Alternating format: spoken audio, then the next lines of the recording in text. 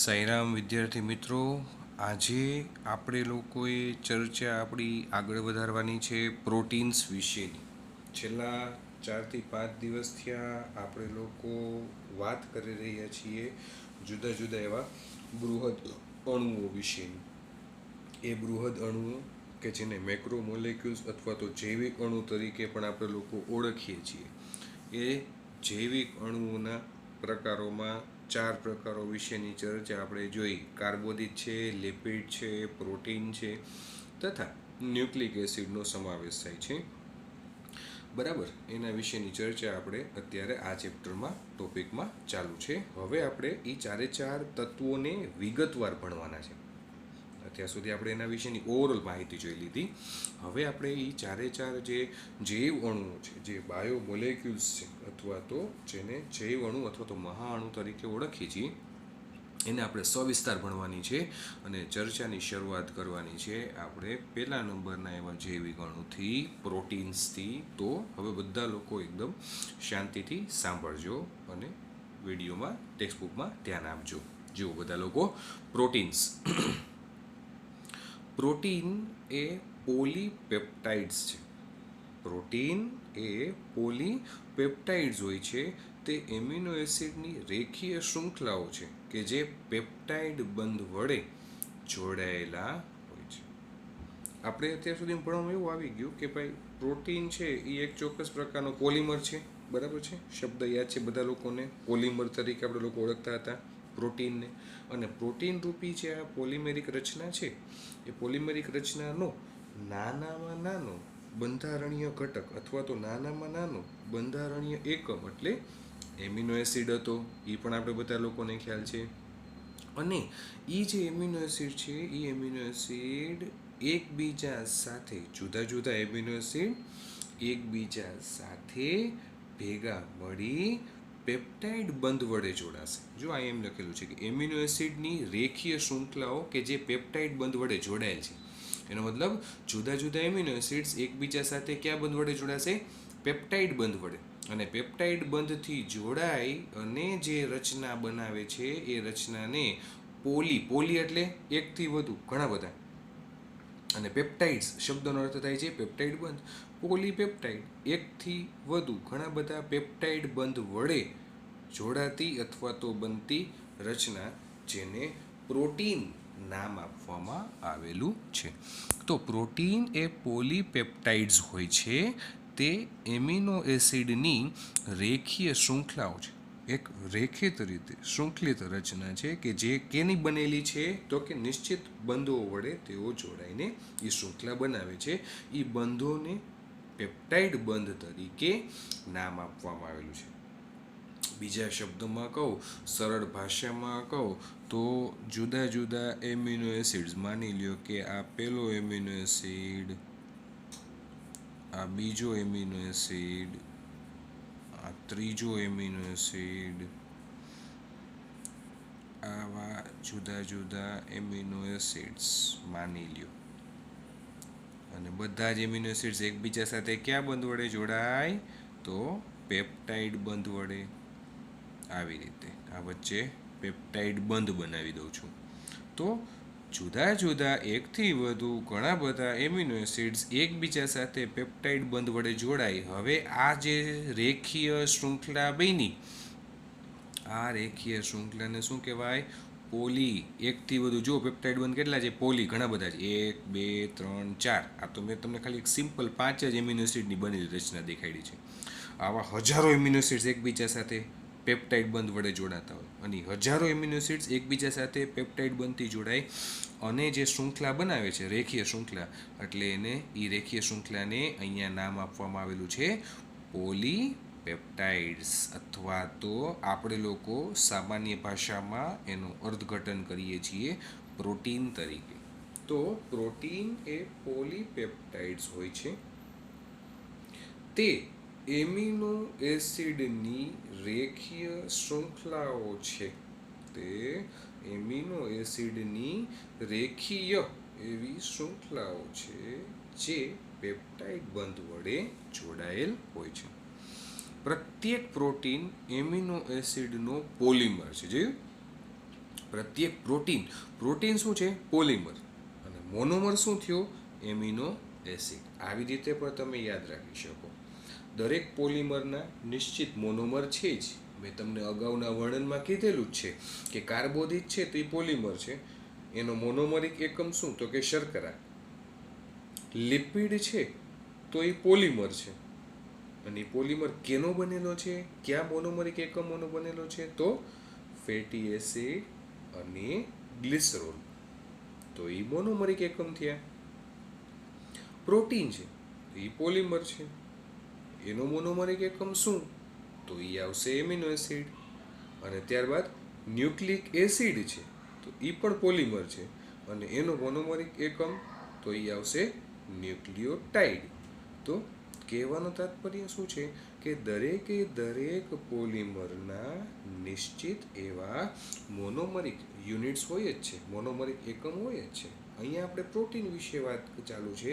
તો પ્રોટીનનો નાનામાં નાનો મોનોમરિક એકમ તો એ આવશે એમિનો એસિડ. પ્રોટીન પોતે શું છે? તો કે પ્રોટીન પોતે છે પોલિમર છે. એવી રીતે તો પ્રત્યેક પ્રોટીન એમિનો એસિડનો પોલિમર છે. એમિનો એસિડ 20 પ્રકારના, જેવા કે એમિનો એસિડના 20 પ્રકાર મેં તમને અગાઉ કીધેલું છે એ પ્રમાણે. દાખલા તરીકે alanine, cysteine, Proline, tryptophan, lysine, આ બધા ઉદાહરણો છે. બરાબર છે? Alanine, cysteine, Proline, tryptophan, lysine, આ બધા એમિનો એસિડના ઉદાહરણો છે. યાદ નહીં રહે તો ચાલશે. અત્યારે આની જરૂર નથી. તમારે આ બધી વસ્તુની જરૂર પડશે 12થમાં. તો 20 પ્રકારના એમિનો એસિડ કે જે મોનોમરિક અણુઓ છે. અને 20 પ્રકારના એમિનો એસિડ અથવા મોનોમરિક અણુઓ કે જેઓ એકબીજા સાથે જુદી જુદી રીતે સંકળાઈને પેપ્ટાઇડ બંધ વડે જોડાઈને પ્રોટીન રૂપી મોનોમરનું નિર્માણ કરે છે. ફરી પાછું આગળ જોઈએ તો પ્રત્યેક પ્રોટીન એમિનો એસિડનો પોલિમર છે. એમિનો એસિડ 20 પ્રકારના, જેવા કે alanine, cysteine, Proline, tryptophan, lysine વગેરે હોય છે. પ્રોટીન સમપોલિમર નહીં પરંતુ વિષમ પોલિમર કહેવાય છે અથવા તો હોય છે. પ્રોટીન છે એને સમપોલિમર નહીં પરંતુ શું કહેવાય? એને વિષમ પોલિમર કહેવાય છે. શું કામ? હમણાં આવશે, જુઓ વર્ણનમાં. પ્રોટીન સમપોલિમર નહીં પરંતુ વિષમ પોલિમર હોય છે. સમપોલિમરમાં એક જ મોનોમરનું ઘણી બધી વાર એટલે કે એનના ગુણાંકમાં પુનરાવર્તન થયેલું હોય છે. એમિનો એસિડ્સ વિશે આ જાણકારી ખૂબ જ મહત્વપૂર્ણ છે. જેમ કે પછીથી પોષણના પ્રકરણમાં તમે અભ્યાસ કરશો કે કેટલાક એમિનો એસિડ્સ કે જે સ્વાસ્થ્ય માટે આવશ્યક હોય છે, જેની પૂર્તતા ખોરાક દ્વારા થાય છે. બરાબર. હવે તમને લોકોને શબ્દ સમજાવું. સમપોલિમર કોને કહેવાય અને વિષમ પોલિમર કોને કહેવાય? તો એના નામ પ્રમાણે જ અહીંયા તમને લોકોને જુઓ લાક્ષણિકતા કહી દીધી છે કે સમપોલિમરમાં એક જ મોનોમરનું ઘણી બધી વાર એનના ગુણાંકમાં શું થતું હોય છે? પુનરાવર્તન થયેલું હોય છે. એટલે કે પ્રોટીન છે એ સમપોલિમર નથી પરંતુ એને નામ આપી દીધું છે વિષમ પોલિમર. શબ્દનો અર્થ કંઈક આવો થાય કે જ્યાં એક પ્રોટીન પોતે શું છે? તો કે પ્રોટીન પોતે પોલિમર છે. બરાબર. હવે અહીંયા બે શબ્દ આવ્યા છે, સમ પોલિમર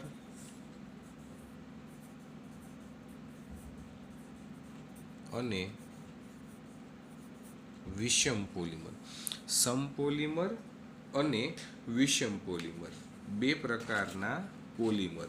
અહીંયા પ્રોટીન વિશે વાત કરીએ તો સમપોલિમર એટલે કે એવું કહેવા માંગે છે કે એક જ પ્રકારના એમિનો એસિડ એ એનના ગુણાંકમાં પુનરાવર્તન પામે તો તેને સમપોલિમર કહેવાય. ઉદાહરણ તરીકે એક તમને એમિનો એસિડનું નામ કહું. આ એમિનો એસિડનું નામ છે આર્જિનિન. ઉદાહરણ તરીકે આ એમિનો એસિડનું નામ શું છે? આર્જિનિન. હવે આ જે આર્જિનિન નામનો એમિનો એસિડ છે તો એના માટેની સંજ્ઞા આવી રીતે થાય, ARG. બરાબર. તો હવે એક ARG પેપ્ટાઇડ બંધ વડે બીજા આર્જિનિન સાથે જોડાશે. બીજો આર્જિનિન છે એ પેપ્ટાઇડ બંધ વડે ત્રીજા આર્જિનિન સાથે જોડાશે. ત્રીજો આર્જિનિન છે એ પેપ્ટાઇડ બંધ વડે ચોથા આર્જિનિન સાથે જ જોડાશે. એ પાછો પેપ્ટાઇડ બંધ વડે પાંચમા આર્જિનિન સાથે જોડાશે.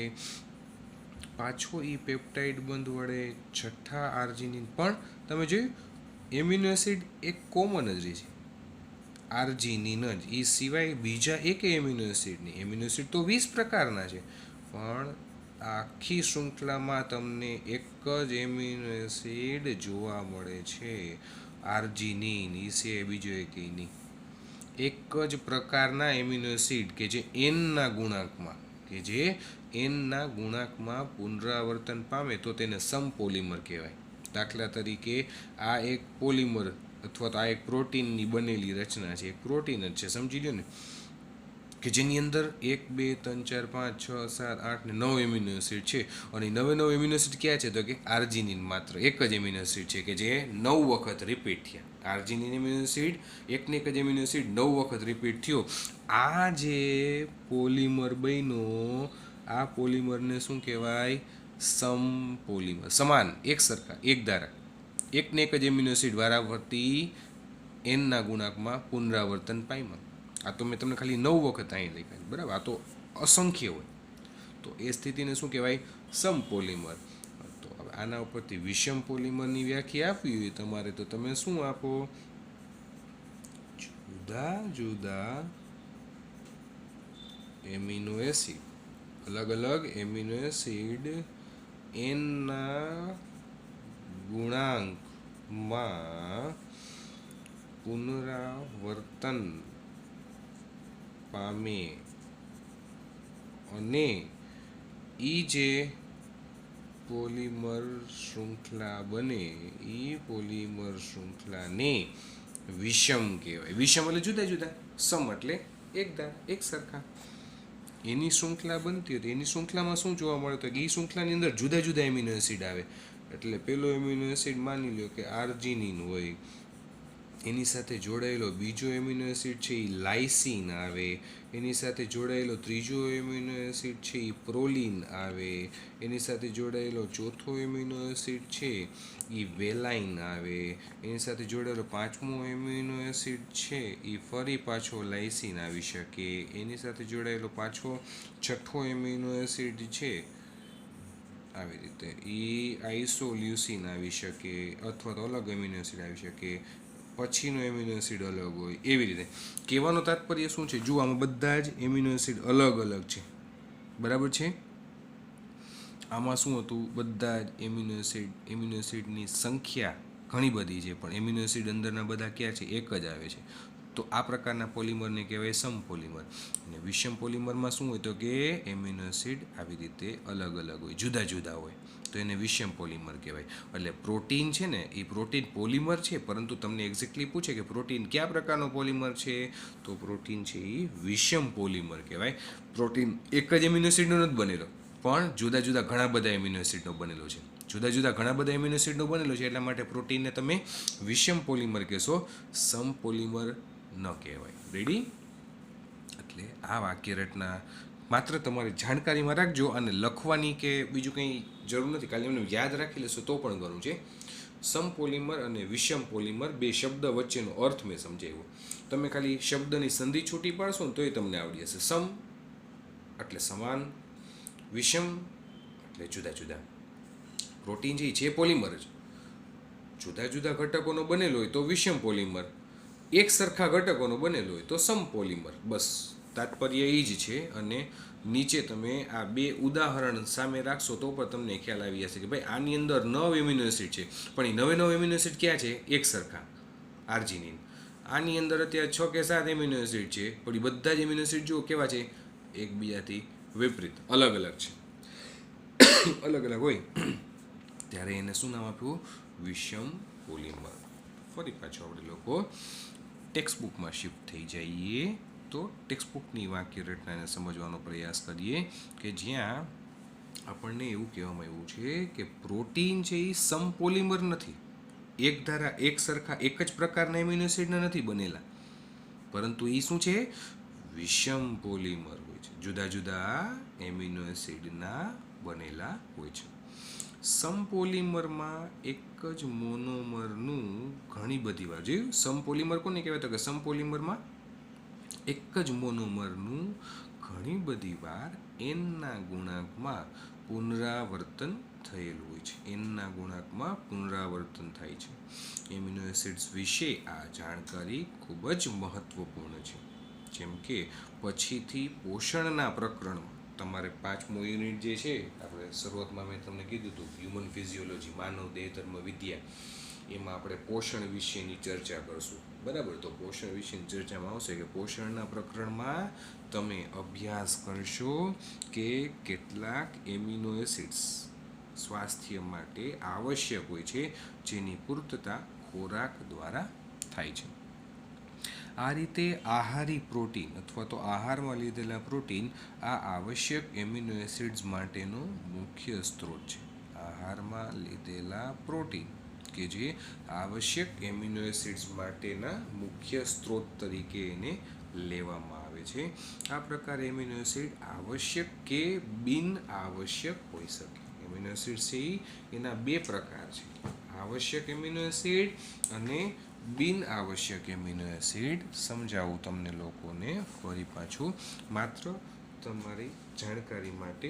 એને લખવાની કે કંઈ બીજી વસ્તુ ક્યાંય જરૂર નથી, તમે માત્ર એને ઇઝીલી યાદ જ રાખી શકશો. એવી રીતે તમને બહુ જ સરળ ભાષામાં સમજાવી દો કે કોઈ પણ એમિનો એસિડ છે એને આવશ્યક ક્યારે કહેવાય અને એને બિન આવશ્યક ક્યારે કહી શકીએ આપણે લોકો. બરાબર છે, આવશ્યક અને બિન આવશ્યક. આવશ્યક એમિનો એસિડ એટલે એવા એમિનો એસિડ કે જે આપણા શરીરમાં પૂરતી માત્રામાં બનતા નથી. શરીરની અંદર જેટલી આવશ્યકતા છે એમિનો એસિડની, એટલી માત્રામાં એ એમિનો એસિડ્સ બનતા નથી. એટલા માટે આપણે લોકો આવા એમિનો એસિડને બહારથી ખોરાક દ્વારા અથવા તો ખોરાક મારફતે પોષણના સંદર્ભમાં બહારથી ખોરાક મારફતે આપણે એને શરીરમાં લઈએ છીએ. બરાબર, અને આવા એમિનો એસિડ, આવશ્યક એમિનો એસિડ, એની ગેરહાજરીમાં આપણે આપણું જીવન ચક્ર પૂર્ણ કરી શકીએ નહીં.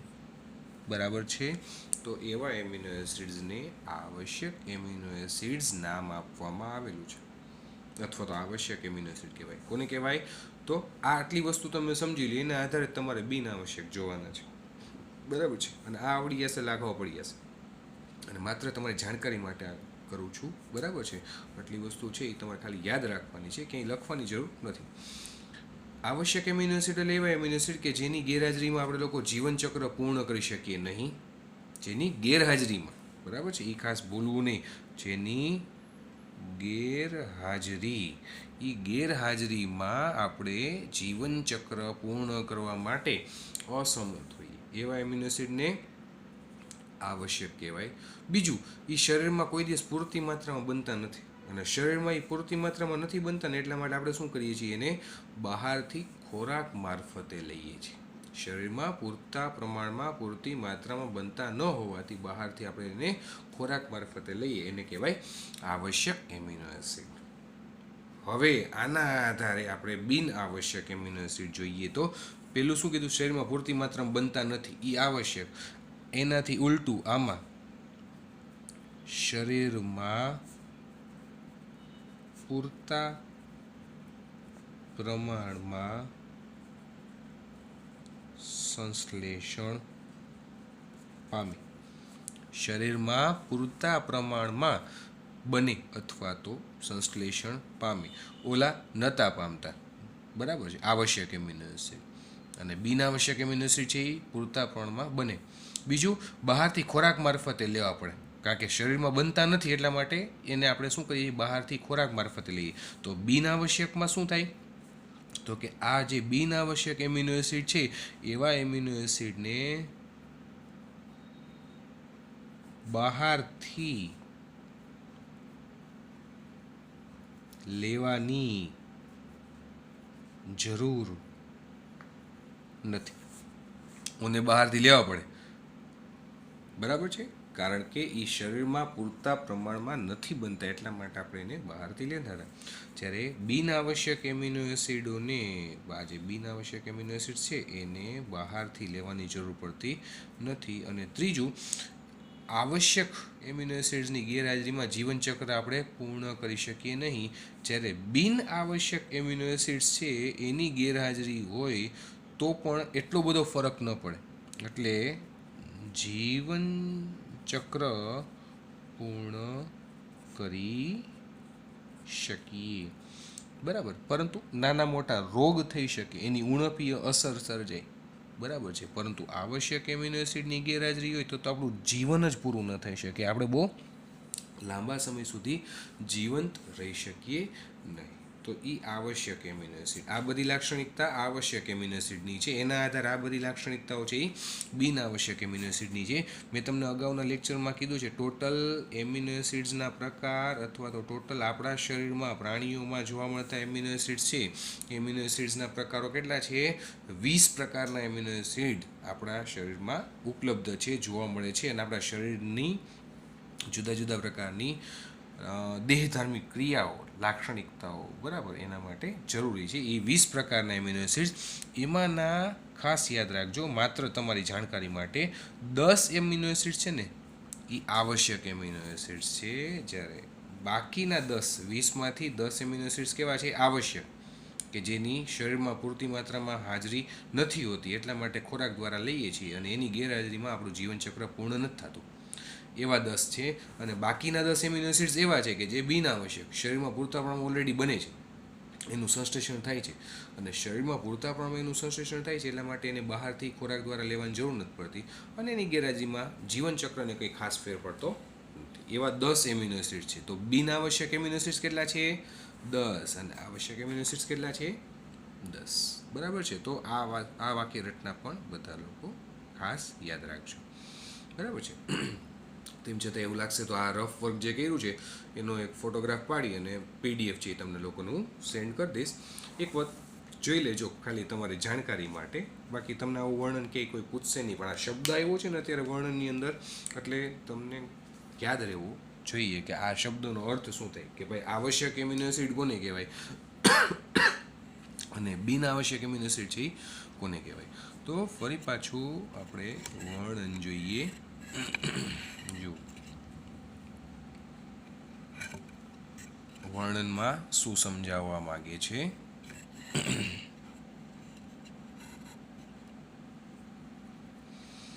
જો આ રીતે આહારી પ્રોટીન આ આવશ્યક એમિનો એસિડ્સ માટેનો મુખ્ય સ્ત્રોત છે. આહારી પ્રોટીન, કે જે પ્રોટીન આપણે લોકો આહાર દ્વારા લઈએ છીએ, ખોરાક મારફતે લઈએ છીએ, જોયું, આ આવશ્યક એમિનો એસિડ્સ માટેનો મુખ્ય સ્ત્રોત છે. જોયું, ખોરાક દ્વારા, આહાર દ્વારા જે કંઈ પણ પ્રોટીન લઈએ છીએ એ પ્રોટીનમાં રહેલા એમિનો એસિડ્સ બધા કેવા હોય? આવશ્યક. હવે સમજાણું બધા લોકોને અહીંયા સુધી? તો આ રીતે આહારી પ્રોટીન આ આવશ્યક એમિનો એસિડ્સ માટેનો મુખ્ય સ્ત્રોત છે. આ પ્રકારે એમિનો એસિડ આવશ્યક કે બિનઆવશ્યક હોઈ શકે. મેં તમને લોકોને આ શબ્દો બે સમજાવ્યા. એમિનો એસિડ છે એ કાં તો આવશ્યક કાં તો બિનઆવશ્યક હોઈ શકે. એ પોષણકીય મૂલ્ય કેવું ધરાવે છે એના આધારે એ વસ્તુ નક્કી થાય કે એ પ્રોટીન અથવા તો પ્રોટીનની અંદર રહેલા એમિનો એસિડ એ આવશ્યક છે કે બિન આવશ્યક છે? બિન આવશ્યક એ હોય છે કે જે આપણા શરીરમાં બને. જે બિન આવશ્યક એમિનો એસિડ એવા એમિનો એસિડ હોય છે જે આપણા શરીરમાં બને છે. જ્યારે આપણે આવશ્યક એમિનો એસિડ્સની પૂર્તતા જોયું, આવશ્યક એમિનો એસિડ્સની પૂર્તતા આપણા ખોરાક અથવા તો ખાદ્ય પદાર્થોથી કરીએ છીએ. આવશ્યક એમિનો એસિડ્સ કોઈ દિવસ કુદરતી રીતે આપણા શરીરમાં બનતા નથી. બરાબર, જે વસ્તુ આપણી પાસે નથી ને આપણે એની જ આવશ્યકતા વધુ હોય છે. એ સંસારનો નિયમ છે. તમે બધા લોકો આ વસ્તુથી વાકેફ હશો, પરિચિત હશો. બરાબર છે. ઘર કી મુર્ગી દાલ બરાબર, જેને કહીએ ને કે જે વસ્તુ આપણી પાસે છે આપણને કોઈ દિવસ એની કિંમત અથવા તો કદર નથી હોતી. જે એમિનો એસિડ્સ આપણી પાસે છે, જે એમિનો એસિડ્સ કુદરતી રીતે ભરપૂર માત્રામાં આપણા શરીરમાં બને છે, એ બધાને આપણે બિન આવશ્યક કહીએ છીએ. જોયું? અને જે ખરેખર જરૂરી છે, બરાબર છે, પણ એ આપણા શરીરની અંદર બનતા નથી. એટલા માટે એને આપણે બહારથી લઈએ છીએ. અને બહારથી લઈએ છીએ એટલા માટે આપણા માટે એનું ઇમ્પોર્ટન્સ વધારે છે. એટલા માટે આપણે એને આવશ્યક કીધા છે. બરાબર છે. તો આવશ્યક અને બિન આવશ્યક બે પ્રકારના એમિનો એસિડ્સ. બિન આવશ્યક એમિનો એસિડ્સ બહારથી લેવા નથી પડતા, શરીરની અંદર પૂરતા પ્રમાણમાં બને છે. આવશ્યક એમિનો એસિડ્સ શરીરમાં પૂરતા પ્રમાણમાં નથી બનતા, એટલા માટે ખોરાક દ્વારા ખાદ્ય પદાર્થો મારફતે આપણે લોકો એને લઈએ છીએ. જ્યારે આપણે આવશ્યક એમિનો એસિડ્સની પૂર્તતા આપણા ખાદ્ય પદાર્થોથી કરીએ છીએ. સજીવોમાં પ્રોટીન ઘણા બધા કાર્યો કરે છે. આપણા શરીરની અંદર આપણે શું કામ પ્રોટીનની જરૂર છે? તો સજીવોમાં પ્રોટીન ઘણા બધા કાર્યો કરે છે, જેવા કે કોષરસ પટલમાંથી પોષક દ્રવ્યોની અવર જવર કરાવી. કોષરસ પટલ યાદ આવે છે બધા લોકોને? કોષરસ પટલની આકૃતિ કે જેમાં ચોક્કસ પ્રકારના પ્રોટીન નિયત અંતરે ગોઠવાયેલા હતા. મેં તમને લોકોને એની આકૃતિ ડ્રો કરીને સમજાવેલી હતી. કોષરસ પટલમાં લિપિડનું દ્વિસ્તરીય બંધારણ હતું, અને એ લિપિડનું જે દ્વિસ્તરીય બંધારણ હતું એમાં જ વચ્ચે વચ્ચે ફરી પાછું કોષરસ પટલની અંદર અંતર્ગત અને બહિર્ગત પ્રકારના પ્રોટીન જોવા મળતા હતા. યાદ આવ્યું બધા લોકોને એ આકૃતિ? તો એ આકૃતિમાં વચ્ચે અંતર્ગત પ્રોટીન બતાવ્યા હતા, બહિર્ગત પ્રોટીન બતાવ્યા હતા. તો કોષરસ પટલમાંથી જે જલાનુરાગી પ્રકારના ઘટકો છે કે જે પાણીમાં દ્રાવ્ય છે, જલાનુરાગી, તો એવા પાણીમાં દ્રાવ્ય હોય એવા જલાનુરાગી પ્રકારના જે ઘટકો છે એનું વહન કરાવડાવવા માટે ઉપયોગી છે પ્રોટીન, એ અંતર્ગત પ્રોટીન. તો સજીવોમાં પ્રોટીન ઘણા બધા કાર્યો કરે છે, જેવા કે કોષરસ પટલમાંથી પોષક દ્રવ્યોની અવર જવર. આ એનું પહેલું મુખ્ય કાર્ય. યાદ રાખજો બધા લોકો, કોષરસ પટલમાંથી પોષક દ્રવ્યોની અવર જવર કરાવી. કેટલાક સંક્રમિત સૂક્ષ્મજીવોથી રક્ષણ આપે છે. આપણા શરીરની અંદર સંક્રમિત સૂક્ષ્મજીવો જે બહારથી દાખલ થતા હોય તો એવા ઘટકો સામે આપણા શરીરને રક્ષણાત્મક રચના, એન્ટીબોડીઝ જેને કહેવાય, બરાબર, એ એન્ટીબોડીઝ છે એ પ્યોરલી પ્રોટીનના બનેલા હોય છે. તો એ રક્ષણાત્મક કાર્ય પણ કરે છે. કેટલાક અંતઃસ્ત્રાવ સ્વરૂપે હોય છે. અમુક પ્રોટીન છે એ અંતઃસ્ત્રાવ સ્વરૂપે પણ જોવા મળે છે આપણા શરીરમાં, અને કેટલાક ઉત્સેચક સ્વરૂપે હોય છે. કોષ્ટક નંબર 9.5 9.5ની અંદર તમને સરસ રીતે એ વસ્તુ સમજાવેલી છે. જુદા જુદા પ્રોટીન્સ અને તેના કાર્ય. આ કોષ્ટક તમારે પાકું કરવું પડશે, યાદ રાખવું પડશે. ઉદાહરણે આપી દીધા છે પ્રોટીનના, અને એના મૂળભૂત કાર્ય પણ આપી દીધા છે. તો પ્રોટીન તરીકે કોલેજન પ્રોટીન, અને કાર્યમાં આવે છે આંતરકોષીય આધારક પદાર્થ. કોલેજન નામનું પ્રોટીન કે જેનું કાર્ય શું છે? કોષને આધાર આપતી રચના તરીકે, આંતરકોષીય આધારક પદાર્થ તરીકે એ કોલેજન છે. ટ્રિપ્સિન તમારે આવી ગયું છે ભણવામાં 10મા ધોરણની અંદર. પાચન માટેનો જવાબદાર ઉત્સેચક ટ્રિપ્સિન, બરાબર છે. નાના આંતરડામાંથી સ્ત્રવિત થતો ઉત્સેચક ટ્રિપ્સિન. એના પછી આવે છે ઇન્સ્યુલિન, કે જે એક અંતઃસ્ત્રાવનું ઉદાહરણ છે, બરાબર છે. શરીરની અંદર રુધિરમાં શર્કરાની માત્રા, શર્કરાનું લેવલ જાળવી રાખવા માટે જવાબદાર અથવા તો જરૂરી ઇન્સ્યુલિન. આ બધા શું છે? પ્રોટીનના ઉદાહરણો છે. કોલેજન, ટ્રિપ્સિન, ઇન્સ્યુલિન, બરાબર. એના પછી મેં તમને હમણાં કીધું એ પ્રમાણે એન્ટીબોડી, કે જે રોગકારકો સામે લડત આપે છે. જુદા જુદા પ્રકારના કોઈ પણ સૂક્ષ્મ જીવાણુઓ અથવા તો સંક્રમિત એવા ઘટકો કે જે આપણા શરીરની અંદર દાખલ થતા હોય તો એની સામે આપણું શરીર છે ને એ એક ચોક્કસ પ્રકારનું લડાયક સૈન્ય તૈયાર કરતું હોય. એ લડાયક સૈન્ય કે જેને એન્ટીબોડી નામ આપવામાં આવેલું છે, એ લડાયક સૈન્ય કે જેને એન્ટીબોડી તરીકે ઓળખવામાં આવે છે. અને આવા જે આ એન્ટીબોડી છે કે જે આપણા શરીરમાં રોગકારકો સામે લડત આપે છે. તો એન્ટીબોડી છે એ પણ કેના બનેલા છે? પ્રોટીનના બનેલા છે. ત્યારબાદ આવે છે રિસેપ્ટર કે જે ચોક્કસ પ્રકારના ગ્રાહી અણુઓ છે કે જેનું કાર્ય છે સંવેદનાગ્રાહી, સંવેદનાઓને ગ્રહણ કરવી, ઘ્રાણરૂપી સંવેદના, સ્વાદરૂપી સંવેદના, કોઈ પણ અંતઃસ્ત્રાવની ક્રિયાવિધિને આગળ વધારવી. બરાબર છે. સ્વાદ, ઘ્રાણ જે એટલે ગંધ, ચોક્કસ પ્રકારની ગંધ પારખવાની ક્ષમતા, સ્વાદ પારખવાની ક્ષમતા વગેરે વસ્તુ. અને ત્યાર પછી એ રિસેપ્ટર છે એ પણ પ્રોટીનના બનેલા છે. અને ત્યાર પછી આવે છે ચોથું ઉદાહરણ, એના પછી લાસ્ટ ઉદાહરણ GLUT4 કે જે ગ્લુકોઝનું કોષોમાં વહન કરાવે છે. કોષરસ પટલ હોય, કોષરસ પટલની આરપાર ગ્લુકોઝનું વહન કરાવવા હોય. ગ્લુકોઝ છે તો એકદમ સરળ પ્રકારની શર્કરા છે જેનાથી તમે બધા લોકો પરિચિત છો. હવે ગ્લુકોઝનું જ્યારે આપણે કોષની અંદર વહન કરાવડાવવું છે, ગ્લુકોઝ છે એ કેવો ઘટક છે? તો ગ્લુકોઝ છે એ જલાનું રાગી છે. એ જલ વિતરાગી નથી પરંતુ જલાનું રાગી છે, એટલે કે પાણીમાં દ્રાવ્ય છે. હવે કોષરસ પટલ છે એમાં તો લિપિડનું દ્વિસ્તરીય બંધારણ આવેલું હોય. લિપિડ તો જલ વિતરાગી છે, તો કોષરસ પટલમાંથી એ ગ્લુકોઝને પસાર કેમ કરાવવું? તો એના માટેની વ્યવસ્થા શું છે? તો કે એના માટેની વ્યવસ્થા, એના માટેની અનુકૂલિતતા એટલે કોષરસ પટલમાં જે લિપિડ રૂપી દ્વિસ્તરીય બંધારણ આવેલું હતું એમાં વચ્ચે વચ્ચે છૂટાછવાયા પ્રોટીન રૂપી વહન માર્ગ આવેલા હતા, અથવા તો પ્રોટીન રૂપી ચેનલ આવેલી હતી. એ પ્રોટીન રૂપી જે ચેનલ છે એમાંની એક પ્રોટીન રૂપી ચેનલ જેનું નામ છે GLUT4, GLUT4. બરાબર. એ GLUT4 રૂપી જે અંતર્ગત પ્રોટીન છે ને, એ GLUT4 અંતર્ગત પ્રોટીન બહારથી ગ્લુકોઝને કોષમાં અંદર આવવાની પરવાનગી આપે છે, અથવા તો કોષની અંદર લઈ આવે છે. કારણ કે ગ્લુકોઝ જ્યાં સુધી કોષમાં અંદર દાખલ નહીં થાય ત્યાં સુધી તો જારક શ્વસન સંભવ નથી, અને જ્યાં સુધી જારક શ્વસન નહીં થાય ત્યાં સુધી ઓલા 38 એટીપી સંભવ નથી. અને 38 એટીપી નહીં બને તો આપણા શરીરમાં શક્તિનો સ્ત્રોત શું? કંઈ નહીં. અને શરીરમાં શક્તિ જ નહીં રહે તો આપણે એ અસ્તિત્વનો સવાલ આવી જશે. બરાબર છે.